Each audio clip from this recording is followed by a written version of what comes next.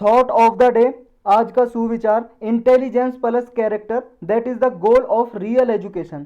Intelligence का मतलब होता है बुद्धिमत्ता, कैरेक्टर आप जानते हो चरित्र। इंटेलिजेंस और कैरेक्टर के साथ साथ ये गोल होना चाहिए रियल एजुकेशन का, ट्रू एजुकेशन का, सच्ची शिक्षा का। तो मार्टिन लूथर किंग ने बोला था ये लाइन, ये आप कहीं पे भी एथिक्स के पेपर में या फिर आप एसए के पेपर में जो एजुकेशन से रिलेटेड है उसमें यूज कर सकते हो। मार्टिन लूथर किंग फिलोसफर थे यूएसए के, अमेरिका के, और सोशल एक्टिविस्ट भी थे जिन्होंने नॉन वायलेंस, अहिंसा के मेथड को अपनाया था जो गांधी ने अपनाया था हमारे इंडिया में। यूएसए तो आप जानते हो ना कहाँ पे, ये नॉर्थ अमेरिका, और ये है यूएसए, एक देश अमेरिका, सभी लोग जानते होंगे। तो स्टार्ट करते हैं आज का करंट अफेयर। 20 जुलाई आज डेट है। ये सब टॉपिक कवर करेंगे इस क्लास में। उसके बाद क्वेश्चन करेंगे। फर्स्ट टॉपिक है पेगासस स्पाईवेयर। स्पाईवेयर एक मालवेयर ही होता है। मालवेयर का मतलब होता है एक मेलिशियस सॉफ्टवेयर, मतलब ऐसा सॉफ्टवेयर जो दुर्भावपूर्ण किसी मतलब कंप्यूटर में या फ़ोन में इंस्टॉल कर दिया जाए और उसके डेटा वगैरह को चोरी कर ले। तो ये जो पेगासस स्पाईवेयर है ये अभी रिसेंटली इसलिए न्यूज़ में है क्योंकि जो इंडिया में कुछ अटैक देखने को मिले इसके पब्लिक फिगर में कि ये क्या है, इंडिया में स्पाई कर रहा है, मॉनिटर कर रहा है। स्पाई का मतलब होता है जासूसी करना। ये जासूसी कर रहा है मतलब देख रहा है कि कंप्यूटर में या मोबाइल फ़ोन में घुस के कि किसका क्या एक्टिविटी है, ये स्पाई कर रहा है। पेगासस नाम का एक मेलिशियस सॉफ्टवेयर है। जैसे आपके मोबाइल में कंप्यूटर में सॉफ्टवेयर होंगे डिफरेंट डिफरेंट, जैसे आपका एक सॉफ्टवेयर है एप्लीकेशन व्हाट्सअप, ऐसी एक ऐसा ये सॉफ्टवेयर है, ये इंस्टॉल हो जाता है और फिर आपके मोबाइल में ये निगरानी करता रहता है, एक तरह से जासूसी।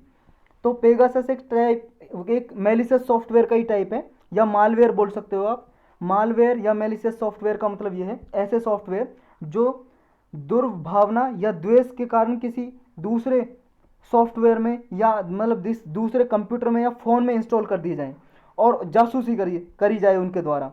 ये जब भी इंस्टॉल कर लिए जाते हैं यूजर्स की बिना नॉलेज के, विदाउट एनी नॉलेज के एक्सेस कर लेते हैं उसके डिवाइस को। जैसे आपके फ़ोन में इंस्टॉल कर दिया किसी ने पेगासस, कैसे, ईमेल भेज के, या फिर आपने कोई इंटरनेट पे साइट है, इंटरनेट पे साइट है, आपने साइट में कोई भी मान लो वहाँ पे क्लिक आ रहा है, बहुत सारी ऐड आती हैं, बहुत सारी ऐड आती हैं, और किसी पे आपने क्लिक कर दिया और बहुत सारे फिर क्लिक करने के बाद मान लो कोई साइट खोली, आपने कोई साइट खोली, बहुत सारे ऐसे पॉपअप मैसेज आते रहते हैं। पॉपअप मैसेज, पॉपअप मैसेज बोलते हैं, क्लिक होते रहते हैं, कभी आपके ये डिस्प्ले पे दिखाई देंगे, कभी फिर गायब हो जाएंगे। ऐसे पॉपअप मैसेज हैं जिनमें लिखा होता है एक्सेप्ट और डिक्लाइन।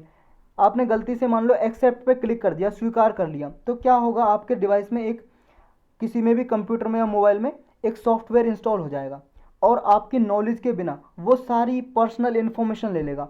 आपके डिवाइस में, फ़ोन में या कंप्यूटर में सारी इमेज कैसी हैं देखेगा, आपके क्या वीडियो हैं, क्या पीडीएफ डाल रखे हैं, कौन से डॉक्यूमेंट्स हैं, सबके स्पाई करेगा, जासूसी करेगा ये सॉफ्टवेयर। ये पेगासस नाम का जो ये मालवेयर सॉफ्टवेयर है, ये इजरायली एक कंपनी है, एनएसओ ग्रुप, इसने बनाया था, 2010 में डेवलप किया था। तो स्पाईवेयर स्पाई करता है पीपल को थ्रू देयर फोन्स, फोन्स के जरिए जासूसी करता है। और पेगासस कैसे काम करता है, ये एक लिंक भेजता है, एक लिंक भेजता है फ़ोन में या आपके कंप्यूटर में लिंक भेजता है, और जैसे ही यूजर ने उस लिंक पे क्लिक कर दिया, क्लिक करने के बाद फिर ये मालवेयर या कोड उसे मतलब अलाउ कर देता है। कहने का मतलब आपने उस लिंक पे क्लिक कर दिया, आपने परमिशन दे दी कैसे, इस सॉफ्टवेयर को स्पाई करने की, जासूस करने की। तो आपके यूजर्स के फ़ोन में जैसे आपने क्लिक कर दिया तो उसमें इंस्टॉल हो जाएगा और सर्विलेंस करता रहेगा, निगरानी करता रहेगा, देखता रहेगा कि क्या क्या आप एक्टिविटी करते हो। और एक बार जब इंस्टॉल हो गया आपके फ़ोन में या कंप्यूटर में इंस्टॉल हो गया, तो अटैकर जिसको भी अटैक किया है, मतलब जिसको भी अटैक किया, जैसे मान लो ये इसके मोबाइल को अटैक किया इसने और ये बी है, इसने भेजा है मालवेयर, ये पेगासस नाम का मालवेयर, तो इसको सारी कंप्लीट एक्सेस मिलेगी आपके फ़ोन की, कुछ भी कर सकता है आपके फ़ोन में, कंप्यूटर में। तो बिना किसी जानकारी के किसी भी लिंक पे क्लिक ना करें कभी भी। और ये पॉपअप मैसेज आते रहते हैं, उसमें ना कभी एक्सेप्ट करें, हमेशा डिक्लाइन करें, बल्कि क्लिक ही ना करें, उस वेबसाइट से बाहर निकल के आ जाएं। अब ये पेगासस क्या है, क्या क्या कर सकता है, और देखो ये और क्या कर सकता है, आपका प्राइवेट जो डेटा है उसको वाप भेज सकता है। जैसे मान लो आपके फ़ोन में या कंप्यूटर में इमेज है या वीडियो है, इनको ट्रांसफ़र कर सकता है, समझ रहे हो, इनको इंटरनेट के जरिए ट्रांसफ़र कर सकता है जिसने भी ये भेजा है, मान लो बी आदमी है, इसने भेजा था, इसके सॉफ्टवेयर में मतलब कंप्यूटर में सॉफ्टवेयर के जरिए कंप्यूटर में या मोबाइल में भेज सकता है, आपका डेटा ट्रांसफ़र कर सकता है, आपका पासवर्ड भेज सकता है, कोई पासवर्ड लगा रखा है आपने, या आपकी जो कॉन्टैक्ट लिस्ट है, किस किस के नंबर हैं आपके फ़ोन में ऐड, सबको भेज देगा। कैलेंडर इवेंट्स, कोई कैलेंडर में आपने सेव कर रखे हैं, आपके टेक्स्ट मैसेज, कैसे कैसे मैसेज आए आपके फ़ोन में, कोई मान लो बैंक का मैसेज आता है भाई साहब, कोई सीक्रेट मैसेज है जो किसी के साथ शेयर नहीं करना, वो भी भेज सकता है, वॉइस कॉल का डेटा आपका भेज सकता है, इतनी सारी ये जानकारी ले सकता है। तो ये टारगेट कर सकता है आपके फ़ोन के कैमरा को भी, आपके फ़ोन के कैमरा को भी ये अपनी तरीके से मैनुपुलेट कर सकता है। जिस रूम में आप बैठे हो, आपके कैमरे को ऑन करके आपको पता भी नहीं चलेगा, ये बी आदमी एक्सेस करता रहेगा, आपका कैमरा ऑन रहेगा कि आपके यहाँ पे आपके रूम में क्या क्या चल रहा है, क्या क्या है रखा है, सब कुछ ये देखता रहेगा। इतना घातक है ये, देख लो इतना हार्मफुल है, मतलब इतना ताकतवर है ये पेगासस नाम का स्पाईवेयर, इतनी एक्टिविटी कर सकता है, सर्विलेंस कर सकता है पूरी। तो ध्यान रहे, एक चीज़ और है इसमें, जीरो क्लिक अटैक। ये पेगासस क्या है, जीरो क्लिक अटैक भी कर सकता है, इसके पास कैपेबिलिटी होती है स्पाईवेयर के पास। कैसे, देखो अभी तो ये था कि जैसे बी आदमी ने ए आदमी के पास लिंक भेजा, उसने क्लिक कर दिया तो सारी जानकारी जुटा लेगा, सारी जानकारी ले लेगा। लेकिन मान लो अगर इसने क्लिक नहीं भी किया तो ये क्या करेगा, ईमेल के जरिए भेज देगा, आपके मोबाइल में ईमेल चली गई, बिना किसी क्लिक किए के बिना भी ये पूरा कंट्रोल कर लेगा आपके डिवाइस पे। इसे बोलते हैं जीरो क्लिक अटैक, मतलब आपने क्लिक भी नहीं किया उसके बाद भी ये सारी इन्फॉर्मेशन ले जाएगा।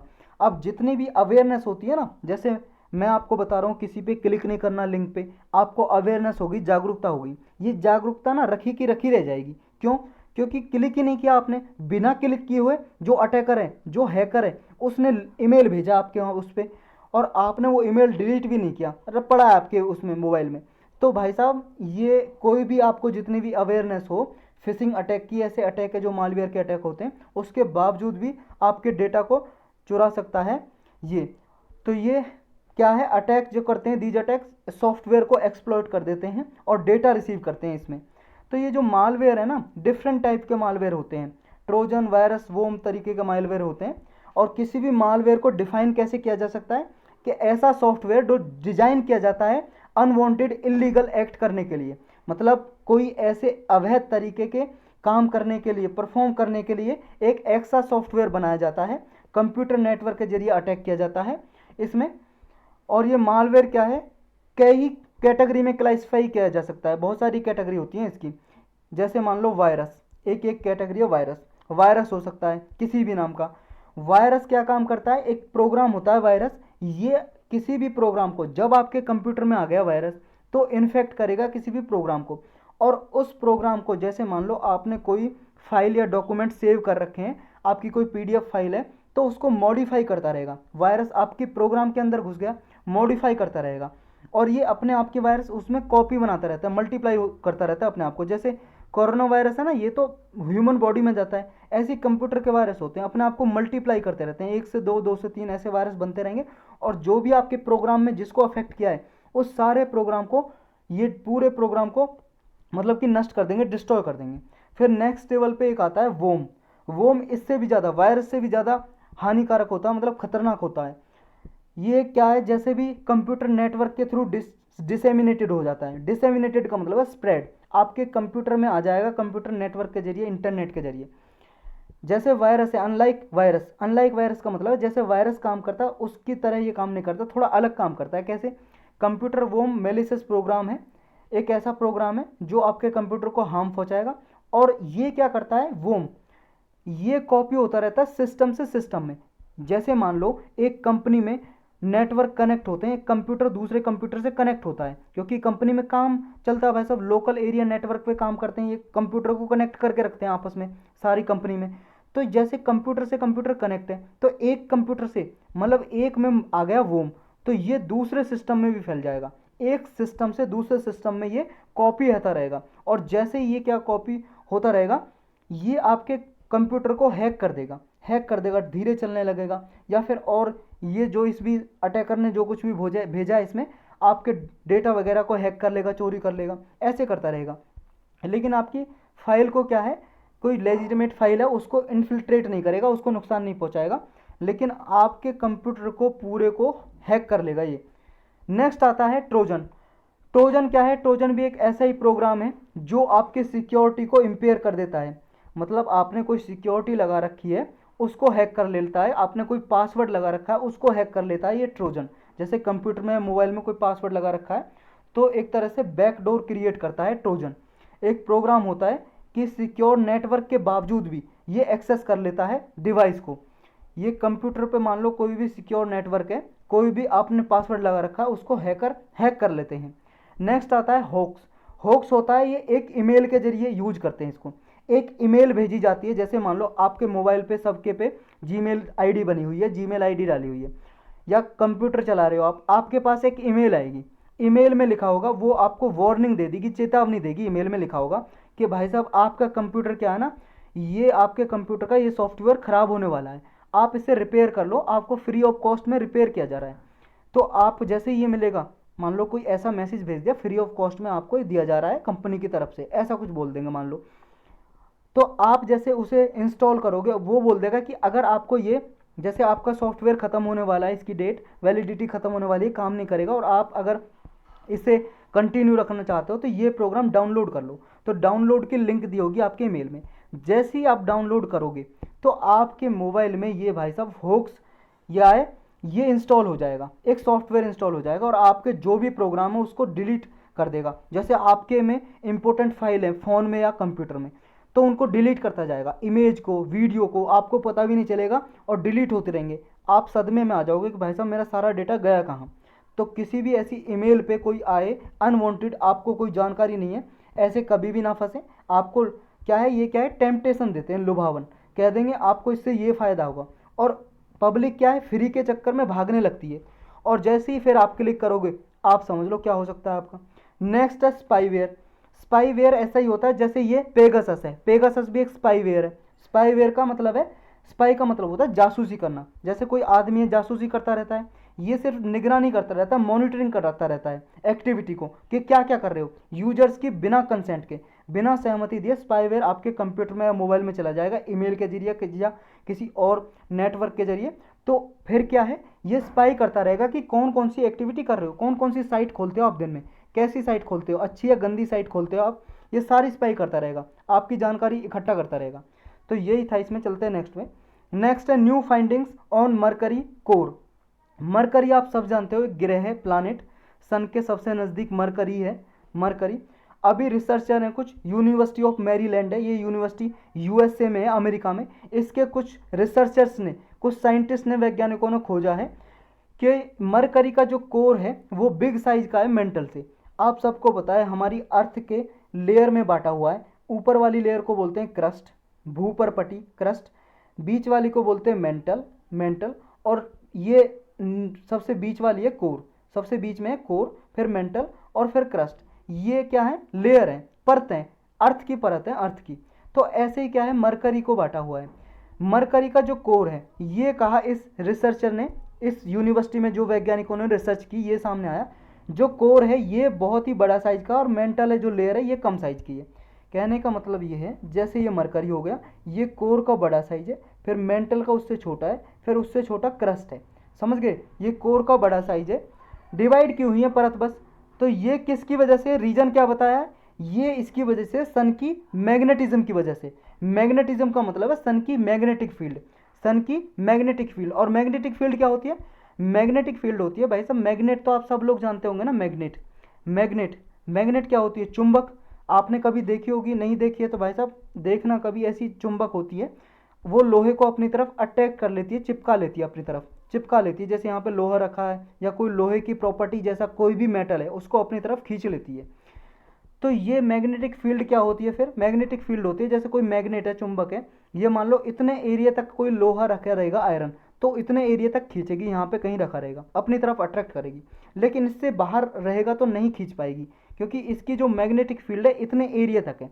तो ये इसकी मैग्नेटिक फील्ड हो गई कि इसकी अट्रैक्टिंग पावर, जिस जिस एरिया तक ये अपनी तरफ चीज़ों को अट्रैक्ट कर ले। ऐसे सन की भी मैग्नेटिक फील्ड है, सन की मैग्नेटिक फील्ड की वजह से जो कोर है, कोर बड़ी है मेंटल से, मरकरी की, मरकरी की कोर जो लेयर है वो बड़ी है मेंटल से, ये बताया है। और सन की मैग्नेटिज्म है वो किसकी वजह से है, सन की मैग्नेटिक फील्ड भाई साहब प्लाज्मा की वजह से है। ये सन दिखाई दे रहा है आपको, सन के चारों ओर ये प्लाज्मा दिखाई दे रहा है, ये प्लाज्मा। देखो पूरा डिटेल में सन के बारे में आपको जानना है तो एक लेक्चर बना हुआ है, सोलर, जो हमारा सोलर मिशन है, सोलर मिशन जाएगा जो इसरो भेजेगा, उसके ऊपर लेक्चर बना हुआ है साइंस एंड टेक के लेक्चर में, तो वो आप ज़रूर देखना अगर नहीं देखा है तो। अगर भूल गए तो रिवाइज करना, अगर नोट्स बनाए तो वहाँ से रिवाइज करना। अभी मैं इसमें थोड़ा डिटेल से तो नहीं बताऊँगा, लेकिन शॉर्टकट में बता देता हूँ। ये देखो भाई साहब, ये जो है सन का प्लाज्मा दिखाई दे रहा है। प्लाज्मा किसकी वजह से है? हीट की वजह से, हीट की वजह से है प्लाज्मा। प्लाज्मा एक मैटर है, मैटर। अब मैटर क्या होता है ये बताऊँ आपको। देखो भाई साहब, सोलर सिस्टम पे जो लेक्चर बना रखा है उसमें वैसे डिटेल से बताया हुआ है, फिर भी मैं रिवाइज करा देता हूँ। देखो मैटर क्या होता है, मैटर कोई ऐसी चीज़ जिसे हम टच करके देख सकते हैं और जिसके पास मास है, मास है। जैसे आप क्या हो, आप बैठो, आप भी एक मैटर हो, क्योंकि आपके अंदर मास है और आपको टच करके छू कर देखा जा सकता है। आपके हाथ में पेन होगा, नोट्स बना रहे हो, पेन भी एक मैटर है, क्योंकि इसके पास मास और छू के देखा जा सकता है। तो ये मैटर कितनी फॉर्म हो सकती हैं? मैटर की भाई साहब 5 फॉर्म है मेजर, 5 फॉर्म। कौन कौन सी? मैटर देखो सॉलिड में भी हो सकता है, जैसे पेन है आपके हाथ में, सॉलिड है, कठोर है। मैटर लिक्विड में भी हो सकता है, जैसे पानी है, पानी लिक्विड है, तरल पदार्थ, क्योंकि उसके पास भी मास है, टच करके भी देखा जा सकता है। नेक्स्ट आती है एक फॉर्म गैस, क्योंकि गैस में भी तो भाई साहब मास है और टच करके भी देख सकते हैं, गैस। फिर आती है fourth matter plasma. Plasma, plasma क्या है? प्लाज्मा देखो सॉलिड है, आयरन है, लोहा, लोहा सॉलिड में, आपके घर में सब में विंडो होगी, विंडो में आयरन लगा है, लोहे की रॉड लगी हुई है, तो वो भी क्या है? मैटर है। अगर आयरन को भाई साहब आप गर्म करो, एक ऐसे टेम्परेचर पे गर्म करो कि गर्म करने के बाद ये क्या होगा? लिक्विड में बदल जाएगा, तरल हो जाएगा, तो लिक्विड में हो गई, यही फॉर्म सॉलिड थी, लिक्विड में हो गई। अगर लिक्विड को, मान लो इसी लिक्विड को और गर्म करो, जैसे मान लो पानी ले लो, वाटर, वाटर को आप गर्म करो 100 डिग्री पे, इसका बॉइलिंग पॉइंट होता है बॉइलिंग पॉइंट पे, यानी कि उबलने वाला पॉइंट 100 डिग्री सेल्सियस जब टेम्परेचर हो जाता है, वाटर उबलना शुरू करता है, और वाटर फिर क्या है? इवेपोरेट भी करने लगता है, इवेपोरेट, वाष्पित होने लगता है।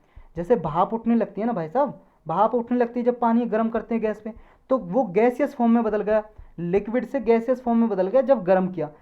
अब अगर गैस को गर्म करें लगभग लगभग 3000 केल्विन पे गर्म किया जाए, 3000 केल्विन टेम्परेचर पे गर्म किया जाए लगभग अबाउट, तो गैस क्या है? प्लाज्मा में, नेक्स्ट मैटर में चेंज हो जाता है। तो ये क्या है? सन के अराउंड तो आपको बता भाई साहब बहुत ज़्यादा टेम्परेचर है, तो यहाँ पे क्या है? जो गैसियस फॉर्म है, जो यहाँ पे सन में क्या फ्यूजन रिएक्शन चल रही है, एक हाइड्रोजन एटम भाई साहब मिलकर दूसरे हाइड्रोजन से हीलियम बना रहा है, गैस है इसमें भी।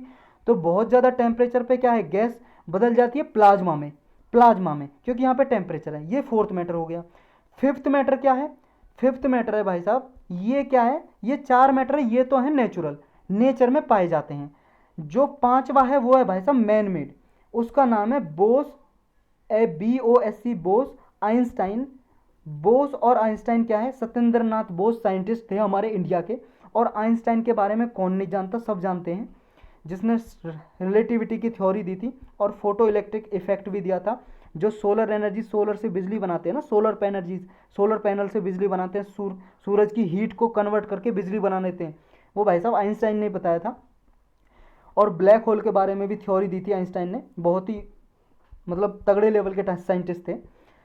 तो बोस आइंस्टाइन कंडेंसेट, इसका फिफ्थ का नाम है, मैटर का नाम बोस आइंस्टाइन कंडेंसेट, यानी कि ये मैटर क्या है? ये मैन मेड है। ये क्या था? साइंटिस्ट ने इन्होंने, बोस ने क्या किया? ये आइंस्टाइन को बताया और इन दोनों ने रिसर्च की। और क्या है कि किसी भी मैटर को, किसी भी पदार्थ को इन्होंने क्या किया? जैसे सॉलिड है, सॉलिड भाई साहब ये क्या है? एक टेम्परेचर पे सॉलिड है, गर्म किया जाएगा तो लिक्विड में बदल जाएगा, और गर्म किया जाएगा तो गैस में बदल जाएगा, और गर्म किया जाएगा तो प्लाज्मा में बदल जाएगा। लेकिन इसी सॉलिड को और ठंडा किया जाए, कम टेम्परेचर किया जाए, लगभग एब्सोल्यूट 0 डिग्री टेम्परेचर पे। और एब्सोल्यूट 0 डिग्री टेम्परेचर कितना होता है? मतलब एब्सोल्यूट 0 टेम्परेचर, उसे 0 डिग्री नहीं, एब्सोल्यूट 0 टेम्परेचर। एब्सोल्यूट 0 टेम्परेचर कितना होता है? एब्सोल्यूट जीरो बोलते हैं लगभग -273 डिग्री सेल्सियस टेम्परेचर। ये आप मोटा मोटा इतना याद रख सकते हो, लेकिन एग्जैक्ट आपको पता करना है तो -273.15 डिग्री सेल्सियस इतना होता है एब्सोल्यूट 0 डिग्री मतलब zero temperature, absolute zero temperature, -273.15 degree Celsius temperature पे अगर किसी को ठंडा किया जाए, इतने पे टेम्परेचर पे रखा जाए, क्योंकि देखो भाई साहब अर्थ के सरफेस पे तो इतना टेम्परेचर संभव ही नहीं है ना, क्योंकि ज़्यादा से ज़्यादा -60 डिग्री टेम्परेचर देखा गया कहीं पे अर्थ पे, पहाड़ों पे, लेकिन -273 तक तो नहीं देखा गया ना। तो ये अचीव किया कैसे करके, और फिर देखा गया जो सॉलिड था उसने एक अलग ही शेप ले लिया, अलग ही तरीके का बन गया मैटर, तो उसका नाम रखा क्या, बोस आइंस्टाइन कंडेंसेट। तो ये आपने देख लिया, और डिटेल में जानना तो भाई साहब वो लेक्चर देखना, थोड़ा उसमें जो नहीं बताया मैंने इसमें बता दिया, तो ये लेक्चर में देख सकते हो, सोलर सिस्टम पे लेक्चर बना हुआ साइंस एंड टेक की पे। तो ये जो अर्थ की, जो ये सन की मैग्नेटिज्म की बात कर रहे हैं हम, सन की मैग्नेटिज्म किसकी वजह से, प्लाज्मा की वजह से, इसकी वजह से कन्वेक्शन होता है। कन्वेक्शन फिर नया वर्ड आ गया। कन्वेक्शन क्या होता है, कन्वेक्शन कोई भी मान लो कोई भी पदार्थ गर्म हो जाता है तो ऊपर उठने लगता है, जैसे अर्थ पे कोई चीज़ गर्म हो जाएगी, जैसे पानी गर्म हो जाता है, वाष्पित हो जाता है, ऊपर उठने लगता है, इसी को बोलते हैं कन्वेक्शन, ऊपर की तरफ राइज करने लगता है। तो यहाँ पे भी क्या है, प्लाज्मा क्या है, इससे दूर जाने लगता है, इससे दूर, इसी की वजह से क्या है, मैग्नेटिज्म है, अर्थ की मैग्नेटिज्म, कन्वेक्शन और प्लाज्मा की वजह से। तो हुआ क्या था, साइंटिस्ट ने बोला जो मरकरी का कोर है मेंटल से बड़ा है, ये क्या है, सन के अराउंड, सन के सराउंडिंग में अराउंड अराउंड सारे एक क्लाउड बना हुआ है, डस्ट और गैस का क्लाउड बना हुआ है, ये क्या है, सन की मैग्नेटिक फील्ड को डिसाइड करता है।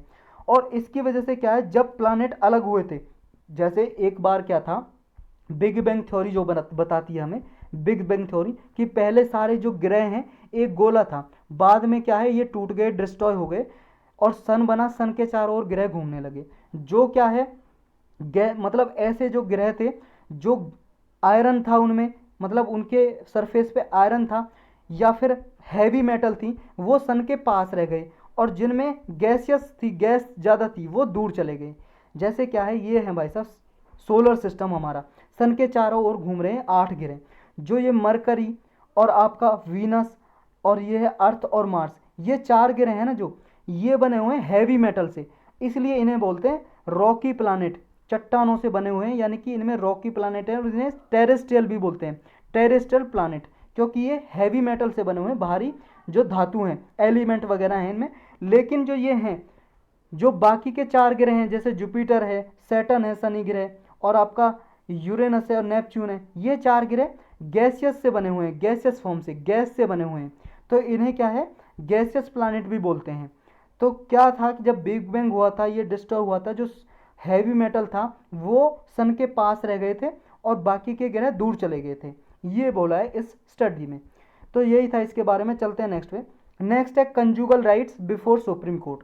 कंजुगल राइट के रिगार्डिंग एक पिटीशन आई है सुप्रीम कोर्ट में, उसे सुनने वाला है, और ये कहा है कि सुप्रीम कोर्ट ने ऐसी आशंका जताई है कि ये क्या है, कि जो प्रोविज़न है कंजुगल राइट्स की हिंदू पर्सनल लॉ में, कानून है भाई साहब, लॉ बना हुए हैं सरकार ने, एक हिंदू पर्सनल लॉ है, उसमें क्या है, कंजुगल राइट्स का रेस्टिट्यूशन के लिए अलाउ करता है। रेस्टिट्यूशन का मतलब है दोबारा से रिस्टोर करना।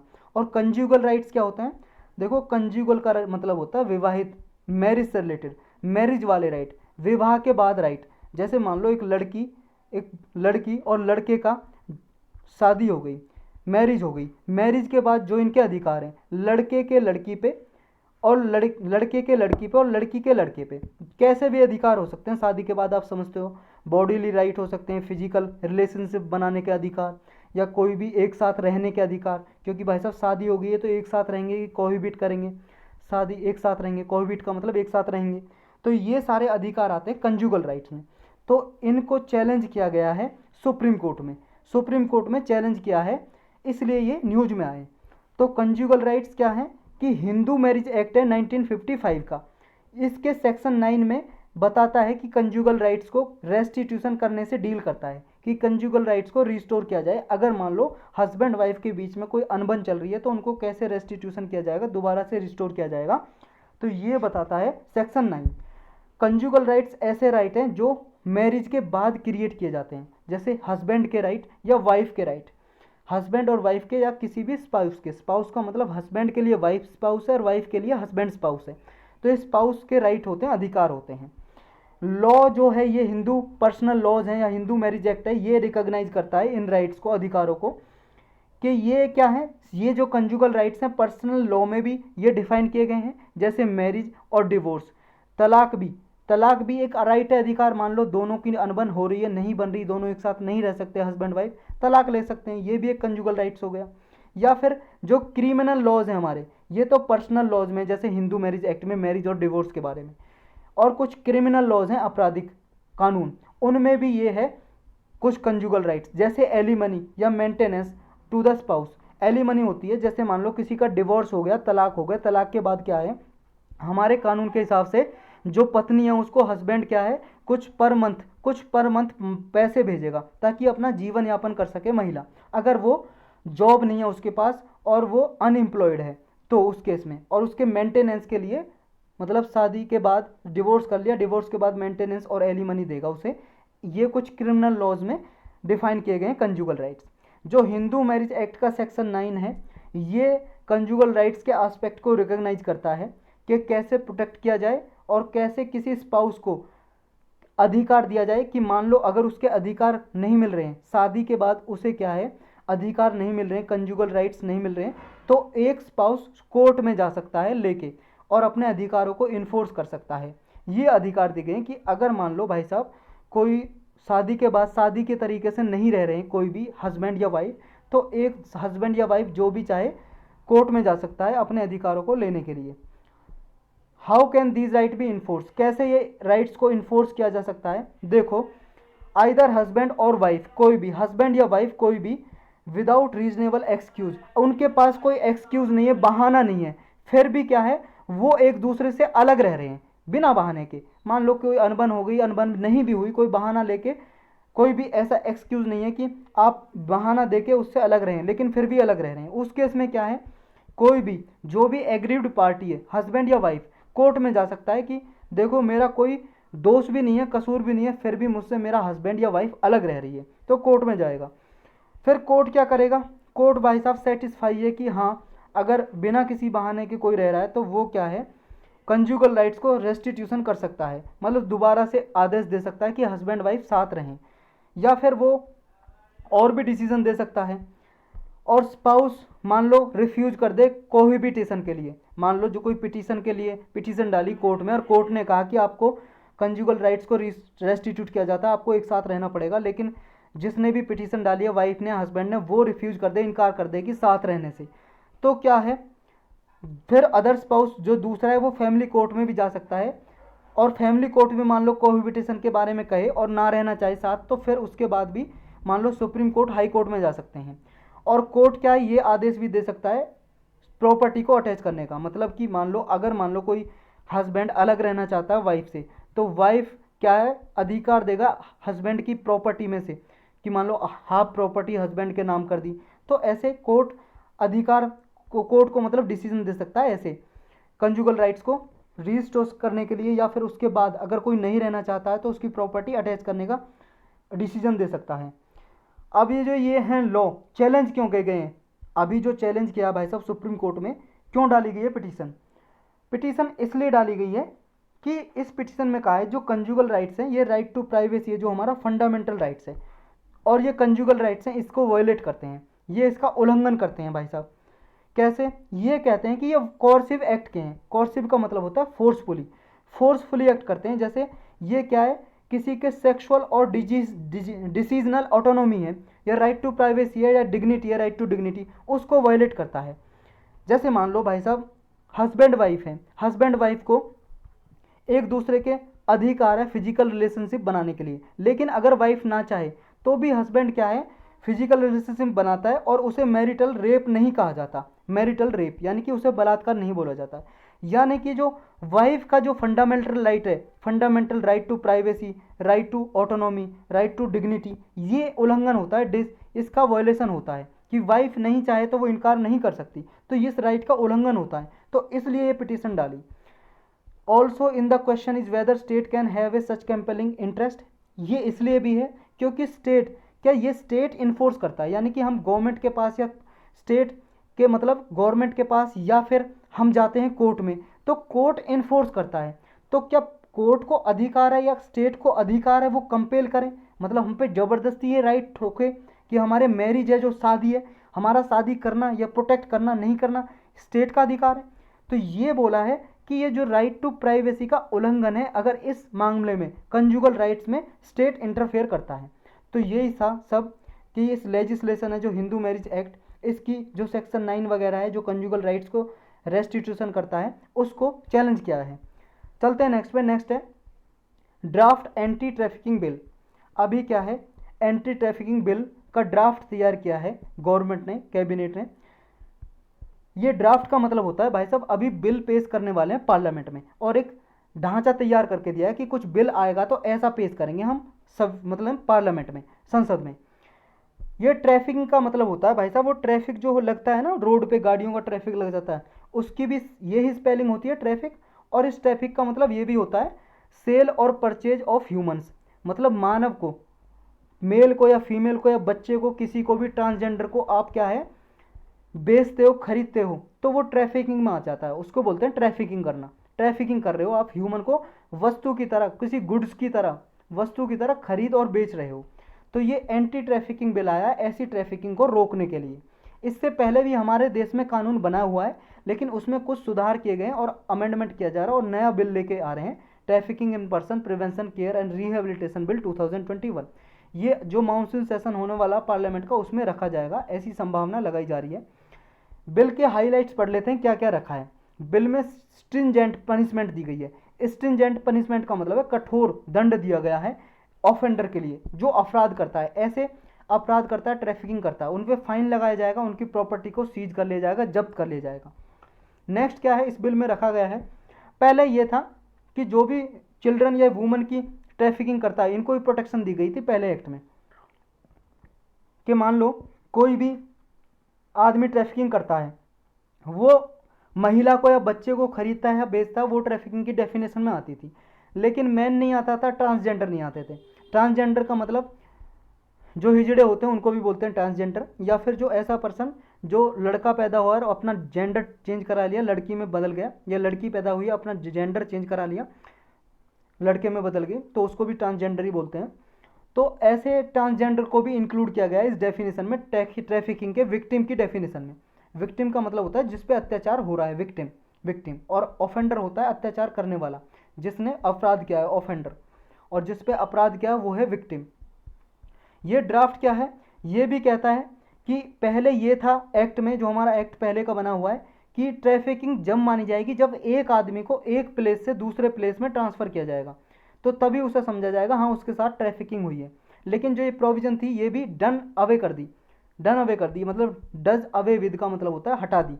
ये प्रोविजन को हटा दिया, धारा को, कि ट्रांसपोर्ट किया जाएगा वन प्लेस से दूसरे प्लेस में, तभी उसे विक्टिम समझा जाएगा ट्रैफिकिंग का। लेकिन अब ऐसा नहीं है, अगर उसी प्लेस में भी ट्रैफिकिंग की जा रही है, सेम प्लेस में भी, तो उसे ट्रैफिकिंग के विक्टिम समझा जाएगा, उसके दायरे में आएगा।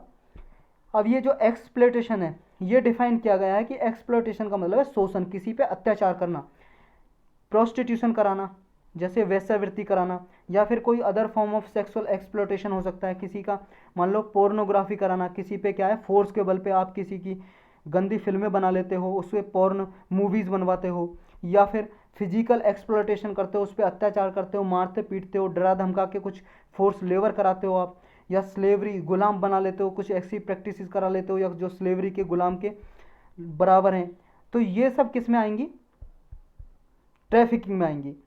या फिर आप फोर्सफुली रिमूवल कर दोगे कोई ऑर्गन, मान लो किसी की किडनी बेच दी आपने, तो ये भी ट्रैफिकिंग में आएगा। तो ये सब कुछ इसमें रखा गया है। एप्लीकेबिलिटी क्या होगी इस लॉ की, देखो किस किस पे एप्लीकेबल होगा, ये सारे सिटीजन पे होगा। हमारे भारत के जितने भी नागरिक हैं, चाहे इंडिया में रहते हो चाहे बाहर रहते हो, चाहे आपने इंडिया में रह के क्राइम किया है चाहे बाहर रह के क्राइम किया है, तो ये सब होगा, inside as well outside India. Next है ऐसे पर्सन, मान लो कोई शिप या एयरक्राफ्ट है इंडिया में जो रजिस्टर है, ऐसा पानी का जहाज है या कोई एयरक्राफ्ट है, जहाज उड़ने वाला जो इंडिया में रजिस्टर है जो, और वो किसी इंडियन को, सिटीजन को लेके जा रहा है बाहर या अंदर लेके आ रहा है, तो वो कोई ऐसे काम कर रहा है, तो वो भी, उस पर्सन को भी सज़ा मिलेगी, वो भी आएगा ऑफेंडर की लिस्ट में। नेक्स्ट कोई ऐसा फॉरेन नेशनल है या स्टेटलेस पर्सन है, कोई मान लो विदेशी आदमी है या ऐसा स्टेटलेस पर्सन है, कोई किसी भी देश की नागरिक नहीं है और वो इंडिया का रेजिडेंस है, मतलब इंडिया में रहता है, वो 180 डेज से ज़्यादा रहा है, तो भी भाई साहब ये एक्ट उस पर लागू होगा। नेक्स्ट है every offence of trafficking in person with cross border, मान लो ऐसी ट्रैफिकिंग है क्रॉस बॉर्डर की जा रही है, एक मतलब हमारे बॉर्डर से बाहर, इंडिया के बॉर्डर से बाहर कोई आदमी बेचा जा रहा है या बाहर से खरीदा जा रहा है, तो वो भी ट्रैफिकिंग की डेफिनेशन में आएगा। नेक्स्ट है जो डिफेंस पर्सनल होते हैं, मतलब जैसे डिफेंस पर्सनल कोई भी मान लो आर्मी में, नेवी में कोई अधिकारी हुआ, या गवर्नमेंट के कोई अधिकारी हैं, सर्वेंट हैं, या डॉक्टर, पैरामेडिकल स्टाफ है, इनको भी भाई साहब सज़ा मिल सकती है। ये भी ट्रैफिकिंग के लिस्ट में आएंगे। मान लो डॉक्टर वगैरह किडनी वगैरह बेचते हैं, तो ये भी शामिल है ना किडनी बेचने में, क्योंकि निकालेगा तो डॉक्टर ही किडनी, कोई आम आदमी तो किडनी निकाल नहीं सकता और उस दोबारा बॉडी को फिट नहीं कर सकता। तो ये भी आएंगे ट्रैफिकिंग की डेफिनेशन में, इनको भी सज़ा मिलेगी। What are the constitutional legislative provision? देखो ट्रैफिकिंग के लिए हमारे संविधान में कुछ धारा हैं, प्रोविजन है। जैसे आर्टिकल 23 उसका क्लाउज 1 ये बोलता है कि जो ह्यूमन बींग्स या पर्सन की ट्रैफिकिंग की जाती है इसको रोकता है, ये हमारे संविधान में ये आर्टिकल। एक कानून बना हुआ है 1956 का, इमोरल ट्रैफिकिंग प्रिवेंशन एक्ट। ये प्रिवेंट करता था कि जो सेक्सुअल एक्सप्लोटेशन किया जाता है कॉमर्शियल लेवल पे, उस ट्रैफिकिंग को रोकता है ये। नेक्स्ट है क्रिमिनल लॉ अमेंडमेंट एक्ट 2013, इसने ये लाया गया था 2013 में अमेंडमेंट किया गया था, क्रिमिनल लॉ में संशोधन किया गया था, अमेंडमेंट किया गया था। और जो आईपीसी का सेक्शन 370 है इसमें अमेंडमेंट किया था।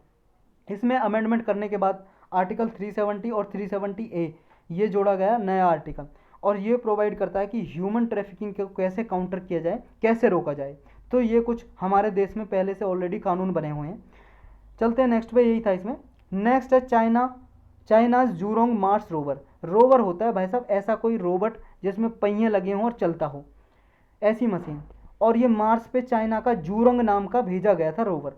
अभी न्यूज़ में इसलिए आया, ये कई बार हम 3-4 बार पढ़ चुके हैं भाई साहब इसी सीरीज़ में। और एक बात बता दूं आपको, देखो अगर आपको अच्छी लगे तो ठीक है, नहीं लगे तो कोई बात नहीं। अगर आप इस साल पेपर देने जा रहे हो, आप प्रीलिम दे रहे हो, तो आपको क्या करना है, अगर आपने नोट्स बनाए, मैंने 27 नवंबर 2020 से ये लेक्चर बनाने शुरू किए हैं। आप एक बार करंट अफेयर के जो भी लेक्चर हैं, या जो स्टैटिक पोर्शन के भी बनाए हो ना, हिस्ट्री, पॉलिटी या इन्वायरमेंट के या ज्योग्राफी के, वो वही बनाए हैं मैंने जो न्यूज़ में रहे हैं। तो आप उनको एक बार रिवाइज जरूर कर लेना। आप डबल स्पीड पे देख सकते हो, डबल स्पीड करके यूट्यूब में एक सेटिंग में जाके एक भाई साहब ये फंक्शन दिया हुआ है ऑप्शन कि आप डबल स्पीड पे 1.2, 1.5, 1.75 पे देख सकते हो, या डबल स्पीड पे भी देख सकते हो।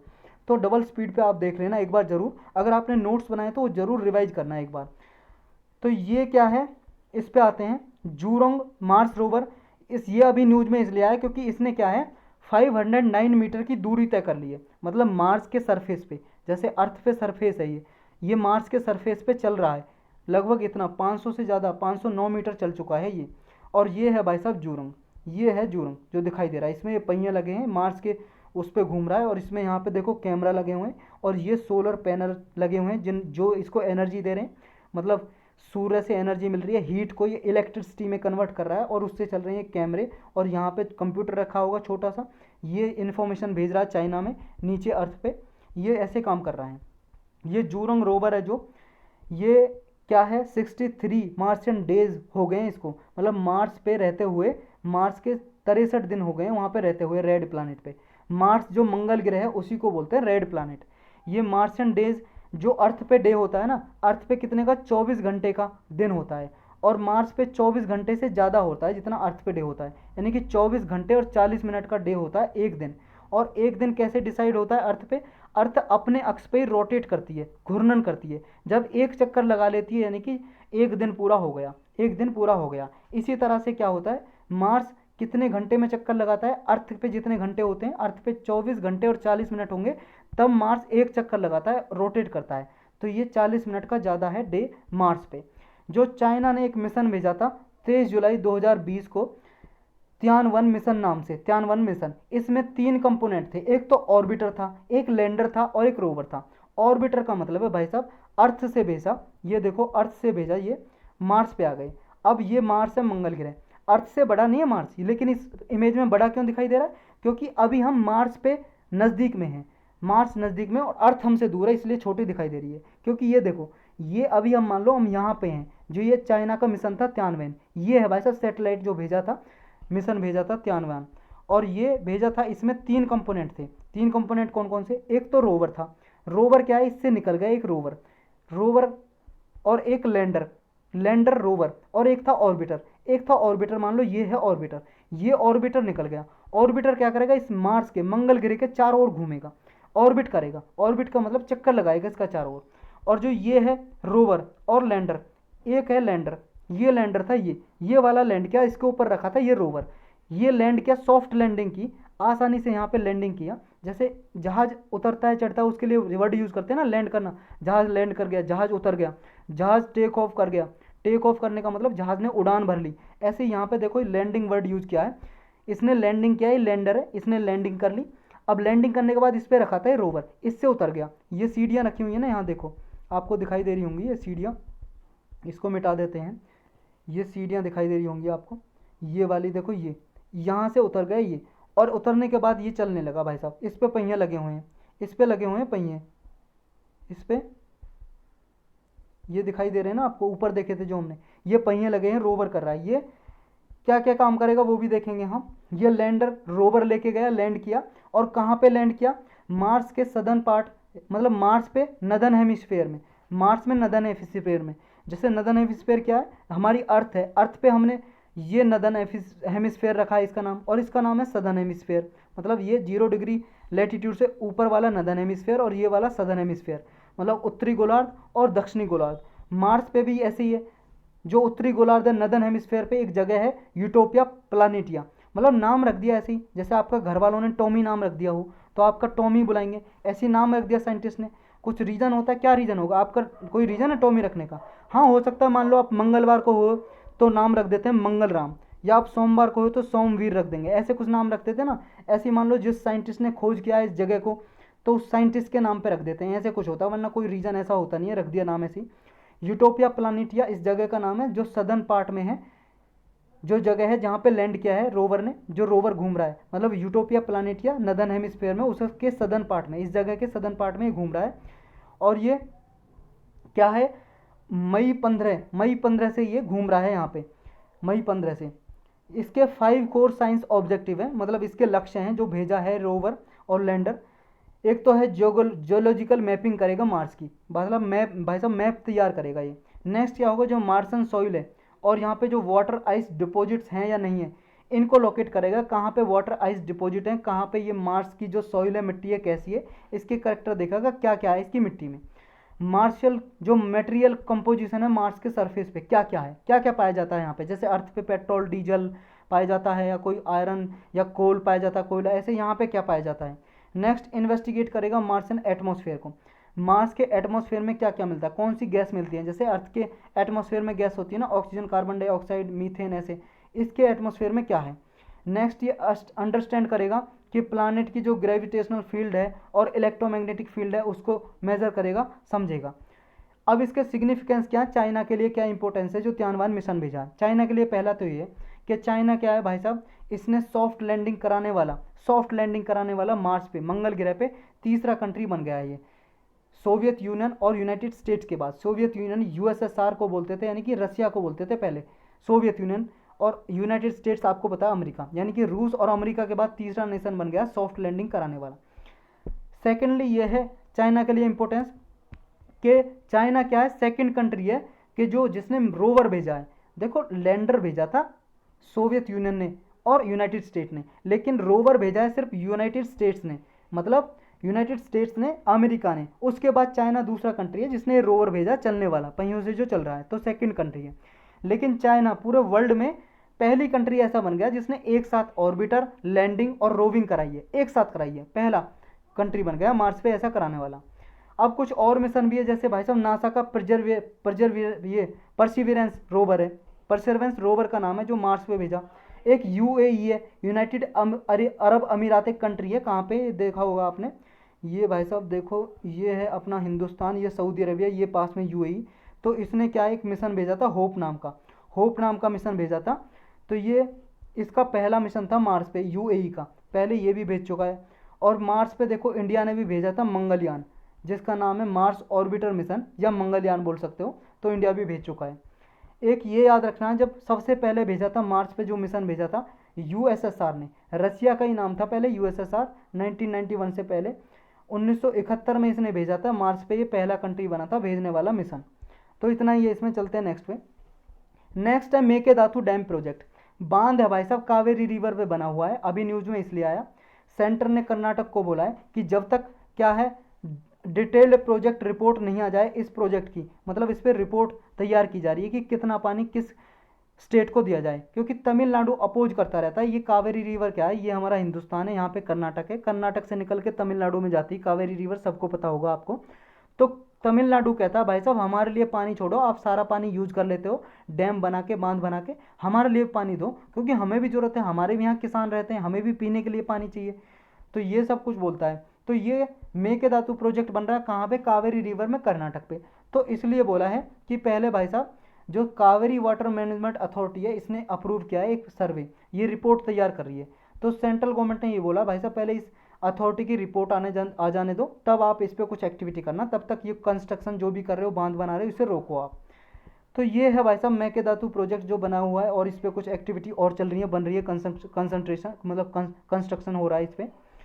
तो बैकग्राउंड समझते हैं। देखो कर्नाटक और तमिलनाडु के बीच में डिफरेंसेस मतभेद चलते रहते हैं इसके में। कहाँ पे लोकेटेड है ये, कावेरी रिवर पे है, और जहाँ पे कावेरी रिवर और कावेरी रिवर की ट्राइब्यूटरी है, ट्राइब्यूटरी बोलते हैं सहायक नदी को, जैसे एक बड़ी नदी में छोटी नदी आके मिल जाएगी, ये छोटी नदी होगी ट्राइब्यूटरी, स्मॉल रिवर होगी ट्राइब्यूटरी ऑफ बिग रिवर।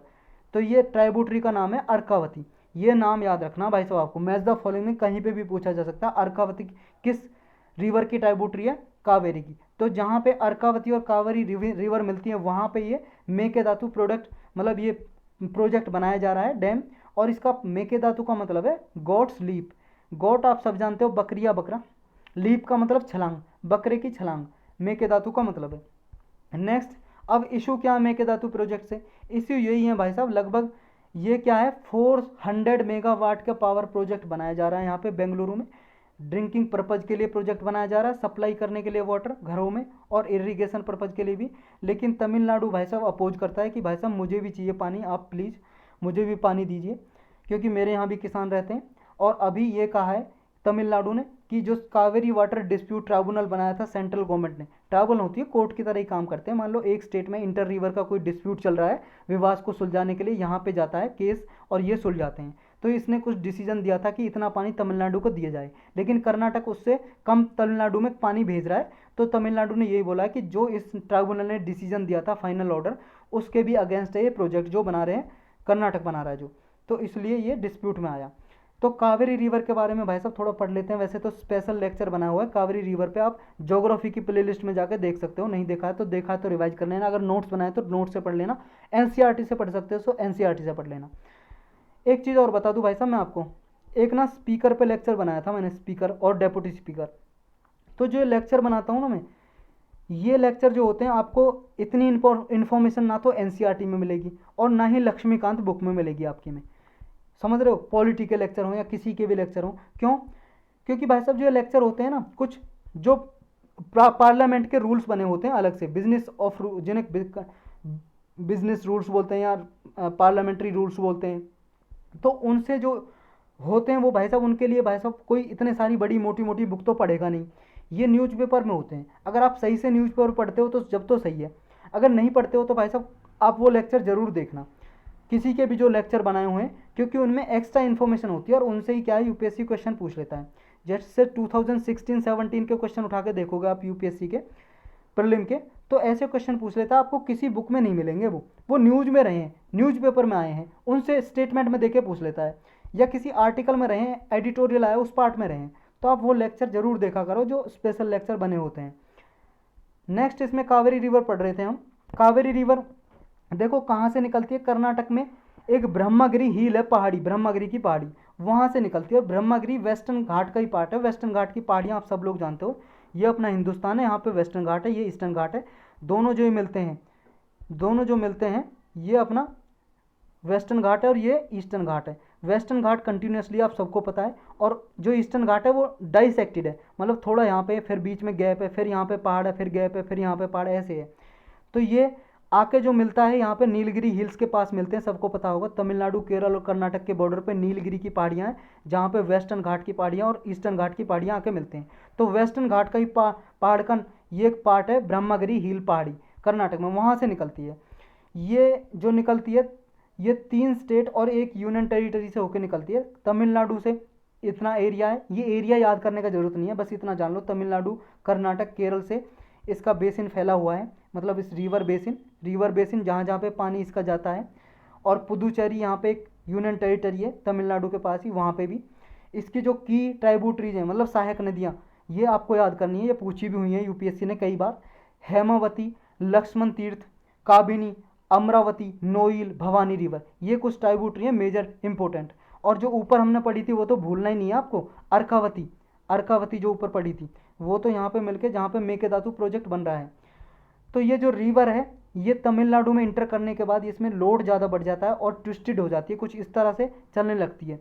और फिर ये तब तक चलती है, यहाँ पे एक होगन होगन ये होगनकल फॉल है, फॉल होता है झरना, तमिलनाडु में झरना है, वहाँ तक ये ऐसे चलती रहती है होगनकल फॉल। और यहाँ पे एक तमिलनाडु में डैम भी बन रहा है कावेरी रिवर पे, जिसका नाम है मेट्टूर डैम, ये बहुत बार न्यूज़ में रहता है। तो ये मेट्टूर डैम कहाँ पे बन रहा है? कावेरी रिवर में, तमिलनाडु में। तो ये भी आपको याद रखना है। अब क्वेश्चन करेंगे भाई साहब, यही टॉपिक थे हमारे, बहुत ज़्यादा टाइम हो गया आज। पहला क्वेश्चन है लोकसभा में, देखो लोकसभा या स्टेट लेजिस्लेचर जो होते हैं विधानसभा, उनमें प्रेसिडेंट और गवर्नर डेट डिफाइन करते हैं स्पीकर के इलेक्शन के लिए कि कब स्पीकर का इलेक्शन होता है। क्या ये करेक्ट है? आपको करेक्ट स्टेटमेंट बतानी है कौन सी है। पहले स्टेटमेंट हमने पढ़ ली, दूसरी बोल रही है कि कॉन्स्टिट्यूशन में टाइम दिया हुआ है कि स्पीकर का जो इलेक्शन है 6 महीने के अंदर अंदर होना चाहिए जब भी वैकेंसी है। नेक्स्ट कह रहा है मतलब जब भी न्यू गवर्नमेंट बनी है, न्यू गवर्नमेंट बनने के बाद 6 महीने के अंदर अंदर स्पीकर का इलेक्शन होना चाहिए। नेक्स्ट कह रहा है कि स्पीकर क्या है, जनरली जो रूलिंग पार्टी होती है जिसकी गवर्नमेंट है उसी पार्टी के मेंबर को स्पीकर बनाया जाता है। आपको बताना है कि करेक्ट कौन सा है, 1 2 2 3, ऑल ऑफ दी अबव या 1 3। अगर आपने देखो स्पीकर पे जो लेक्चर बनाया था मैंने वो देखा होगा तो आंसर दे दोगे। दूसरा देखो बिल्कुल करेक्ट है क्योंकि टाइम लिमिट हमारे संविधान में नहीं दी हुई, बाकी के दो बिल्कुल करेक्ट है। डी आंसर हो जाएगा, हमने बहुत डिटेल में इसको पढ़ा हुआ है भाई साहब, 29 मिनट का लेक्चर है वो, लगभग शायद 29 मिनट का। तो जरूर देखना, अगर नहीं देखा तो डबल स्पीड पे देख सकते हो आप। नेक्स्ट आपको डॉपलर रेडार, इस पे भी हमने लेक्चर लिया हुआ साइंस एंड टेक के प्लेलिस्ट में। डॉपलर रेडार क्या होता है, वेदर डॉपलर रेडार क्या होता है, डॉपलर क्या होता है, रेडार क्या होता है, सबके बारे में पढ़ा हुआ है। इस पे आपको बताना करेक्ट स्टेटमेंट।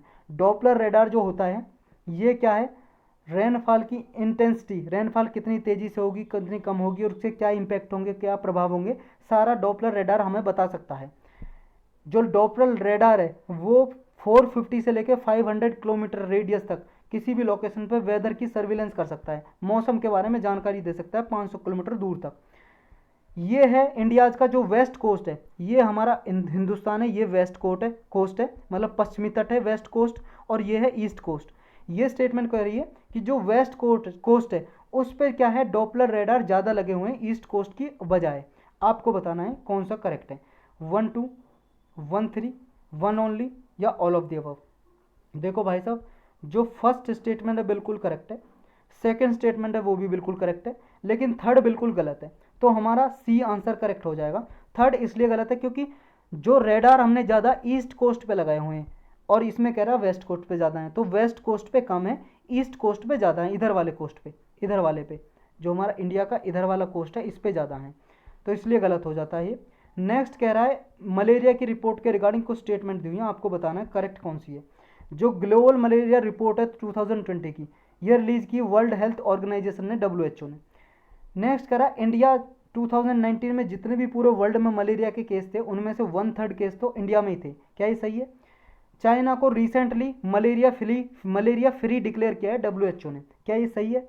1 1 2 1 3 1 2 3। देखो दूसरा भाई साहब बिल्कुल गलत है, क्यों? मलेरिया के जो केस हैं इन पे काबू पा चुका है इंडिया, लगभग पूरे वर्ल्ड के 2% केस मलेरिया के इंडिया में होते हैं, 1/3 नहीं होते, तो ये गलत हो जाएगा। तो बाकी के दो स्टेटमेंट बिल्कुल सही है, यानी कि सी आंसर करेक्ट हो जाएगा हमारा।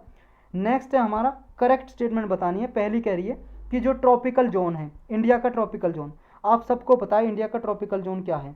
ये भाई साहब इंडिया की ट्रॉपिकल लाइन यहाँ से गुजरती है, ट्रॉपिक ऑफ कैंसर की, ट्रॉपिक ऑफ कैंसर यहाँ से गुजरता है 23.5 डिग्री नॉर्थ में हमारी अर्थ से। देखो भाई साहब ये वर्ल्ड मैप देखो आप, ये वर्ल्ड मैप देखा आपने, ये 0 डिग्री इक्वेटर है, भूमध्य रेखा, यहाँ पे ये ट्रॉपिक ऑफ कैंसर की लाइन है, ये ट्रॉपिक ऑफ कैंसर की लाइन यहाँ से गुजरती है, तो ये ट्रॉपिकल रीजन हो गया। तो ये क्या बोल रही है ये स्टेटमेंट ये बोल रही है कि जो ट्रॉपिकल जोन है इंडिया का, जो ट्रॉपिकल कैंसर के साउथ में है, मतलब जो ये हमारा हिंदुस्तान है, यहाँ पे ट्रॉपिकल लाइन है, ये ट्रॉपिकल लाइन है, ट्रॉपिक ऑफ कैंसर जो वाली लाइन है, ट्रॉपिक ऑफ कैंसर के साउथ रीजन में यहाँ पे क्या है, सालों साल जो टेम्परेचर है हाई रहता है, और यहाँ पे जो हाई डेली और एनुअल रेंज टेम्परेचर की ज़्यादा रहती है। नेक्स्ट कह रहा है कि जो ट्रॉपिक ऑफ कैंसर के नॉर्थ साइड में, ट्रॉपिक ऑफ कैंसर के इस नॉर्थ साइड में, यानी कि इक्वेटर से और ट्रॉपिक ऑफ नॉर्थ साइड में यहाँ पे एक्सट्रीम क्लाइमेट कंडीशन होती है, जिसमें डेली और एनुअल रेंज टेम्परेचर की हाई होती है। आपको करेक्ट बताना है कौन सा है, पहला दूसरा, दोनों सही दोनों गलत। देखो भाई साहब, आप सोच सकते हो, ये पहली स्टेटमेंट कर रही है कि थ्रू आउट द ईयर, यानी कि सालों साल यहाँ पे temperature through out the year temperature high रहता है। क्या यहाँ पे सालों साल रहता है? यहाँ पे सर्दी नहीं पड़ती क्या? जब सन क्या है इधर चला जाता है ऑस्ट्रेलिया की तरफ, तो यहाँ पे सर्दी तो पड़ती है हमारे कंट्री में, तो ये कह रहा है सालों साल टेम्परेचर हाई रहता है, तो ये तो गलत हो जाएगा। दूसरा बिल्कुल सही है, यहाँ से ऊपर क्या है ठंड पड़ती है, एक्सट्रीम टेम्परेचर रहता है, क्लाइमेट रहता है, और एनुअल और डेली जो टेम्परेचर रेंज रहती है वो ज़्यादा रहती है। जैसे राजस्थान में मान लो दिन में टेम्परेचर मान लो 45 डिग्री है, तो रात में टेम्परेचर 20 डिग्री 18 डिग्री ऐसे हो जाता है। तो रेंज क्या होती है? रेंज होती है हाईएस्ट टेम्परेचर में से लोएस्ट टेम्परेचर को घटा दिया जाए। अब 45 में से 20 को घटाओगे तो कितना बचेगा आप बताओ? 25 डिग्री, मतलब 25 डिग्री की रेंज हो रही है यहाँ पे। और लगभग जैसे मान लो आप लगाओ इस वाले एरिया में, मध्य प्रदेश में या आपका दिल्ली में रेंज कम होती है। जैसे रात में मान लो, दिन में टेम्परेचर मान लो 40 डिग्री है, तो रात में टेम्परेचर कितना होगा? ज़्यादा से ज़्यादा 35 या 30 डिग्री, मतलब 5 डिग्री या 10 डिग्री की डिफरेंस होगा। तो ये डिफरेंस होता है ना हाई और लो का, इसे बोलते हैं रेंज। तो यहाँ पे रेंज कम होती है, लेकिन ट्रॉपिक ऑफ कैंसर से आगे रेंज हाई रहती है और एक्सट्रीम क्लाइमेट होता है इसकी वजह से। तो ये बिल्कुल करेक्ट है, हमारा आंसर हो जाएगा बी, 2 ओनली। नेक्स्ट है हमारी, जो इक्वेटोरियल क्लाइमेट है वहाँ पे प्रेसिपिटेशन होता है। प्रेसिपिटेशन बोलते हैं रेनफॉल को ही, जो बारिश होती है, बारिश के गिरने को ही प्रेसिपिटेशन बोलते हैं। और जो इक्वेटोरियल क्लाइमेट है, यानी कि जो ये मैप देखा आपने, ये वाला मैप, यहाँ पे इक्वेटर लाइन है, भूमध्य रेखा, और जो इक्वेटोरियल क्लाइमेट है ये यहाँ के बारे में जानकारी दे रही है ये स्टेटमेंट। अब ये बताना आपको कौन सी स्टेटमेंट करेक्ट है इसके रिगार्डिंग। पहली स्टेटमेंट बोल रही है जो इक्वेटोरियल रीजन है वहाँ पे through out the year rainfall होता है, सालों साल यहाँ पे बारिश होती है। नेक्स्ट कह रहा है कि जो एनुअल रेनफॉल है यहाँ पे इक्वेटोरियल रीजन पे, वो क्या है? कन्वेंशनल रेनफॉल होता है। रेनफॉल भाई साहब कई तरीके के होते हैं। एक तो फ्रंटल रेनफॉल, ठंडी हवा और गर्म हवा आ रही है, टकरा रही है, ऊपर जा रही है, क्लाउड बना रही है, बारिश हो रही है। एक होता है ऑरोग्राफिक इफेक्ट से, या जो मानसून रीजन हो, मानसून रेनफॉल होता है हमारे यहाँ पे, हवा आती है, हवा जाके पहाड़ों से टकराती है, पहाड़ों से टकरा के ऊपर जाती है, इसे कहते हैं ऑरोग्राफिक रेनफॉल। एक होता है भाई साहब कन्वेंशनल, ये होता है जैसे यहाँ पे सन ज़्यादा है, यहाँ पे गर्म हो जाएगा पानी, यहाँ आसपास यहाँ से वाष्पित होगा, एवोपरेट होगा, ऊपर जाएगा, क्लाउड बनाएगा, और ये फिर बारिश होगी। तो ये इक्वेटोरियल पे कह रहा है यहाँ पे कन्वेंशनल रेनफॉल से ज़्यादा बारिश होती है। नेक्स्ट कह रहा है कि जो horizontal convergence of trade wind है, मतलब यहाँ पे इक्वेटर पे क्या है? ट्रेड विंड आती है, ये ट्रेड विंड आती हैं, हवाएं ये टकराती हैं, कन्वर्जेंस करती हैं, और फिर टकराने के कारण ऊपर उठ जाती हैं, और ये फिर इसकी वजह से भी रेनफॉल होता है यहाँ पे। तो आपको बताना है करेक्ट कौन सा है, 1 ओनली, 1 2 1 3 या ऑल ऑफ द अबव। तीनों के तीनों करेक्ट स्टेटमेंट है, और एक्सप्लेनेशन हमने अच्छे से देख लिया। और क्लाउड कैसे बनते हैं, कैसे इनका फॉर्मेशन होता है, रेनफॉल कैसे होता है, ओले कब पड़ते हैं, ये देखना। तो भाई साहब देखो, एंटी हेल गन एक लेक्चर बनाया हुआ है मैंने, और एक लाइटनिंग के ऊपर लेक्चर। अगर नहीं देखा है ना आपने तो प्लीज़ ज़रूर देखना, क्योंकि आपको पूरा प्रोसेस समझ आ जाएगा। कैसी भी यूपीएससी स्टेटमेंट दे के पूछ ले आप सब बता दोगे, तो ये ज़रूर देखना। ऐसा भी होता है कि जहाँ पे ओले की बारिश हो रही है उसको तोड़ के बारिश में कन्वर्ट किया जाता है, एंटी हेल गन ऐसा इंस्ट्रूमेंट है। तो अगर नहीं देखा तो ज़रूर देखना आप। तो इसका आंसर हो जाएगा डी। चलते हैं नेक्स्ट पे। नेक्स्ट नहीं है भाई साहब, आज यही था, इतना ही। तो लेक्चर खत्म हुआ, समाप्ति की घोषणा। कल मिलते हैं।